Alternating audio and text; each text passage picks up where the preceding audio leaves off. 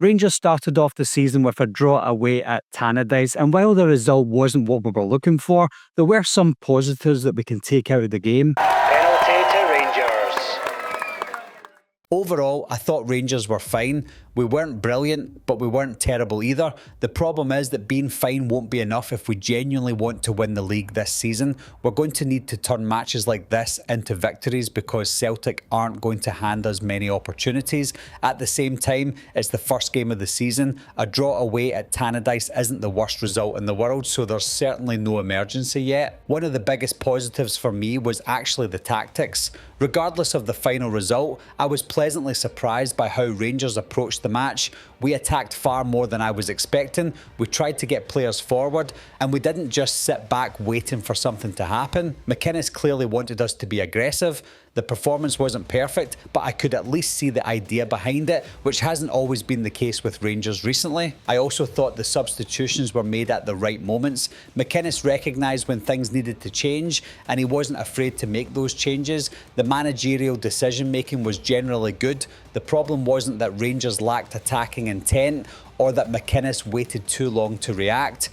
We got into enough promising areas to win the match. What we didn't have was that final bit of composure or quality.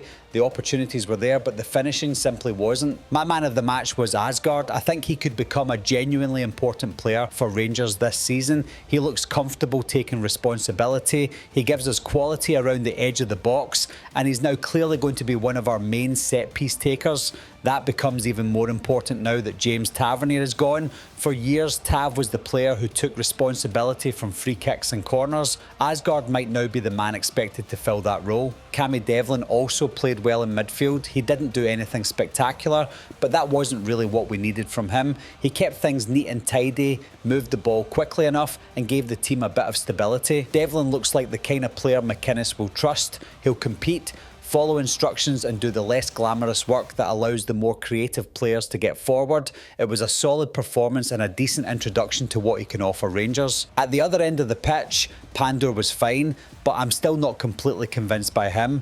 Watching him against Dundee United and during the friendlies, I've noticed that he seems to favour punching the ball even when a catch looks possible. For now, he still gives me that slight butterfingers feeling whenever the ball comes into the box. That might be unfair this early, and he could grow in confidence, but it's definitely something I'll be watching over the next few games.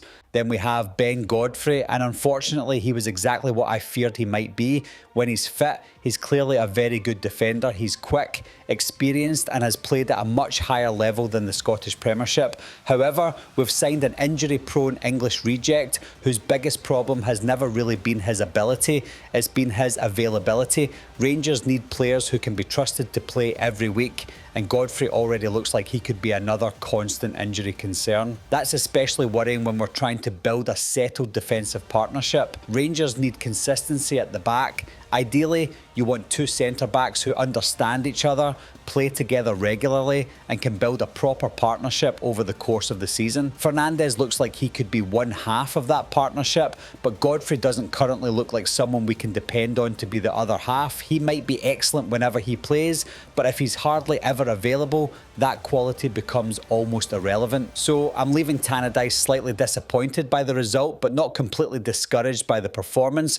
The tactics were better than I expected, the substitutions made sense, and players like Aasgaard and Devlin gave us reasons to be positive.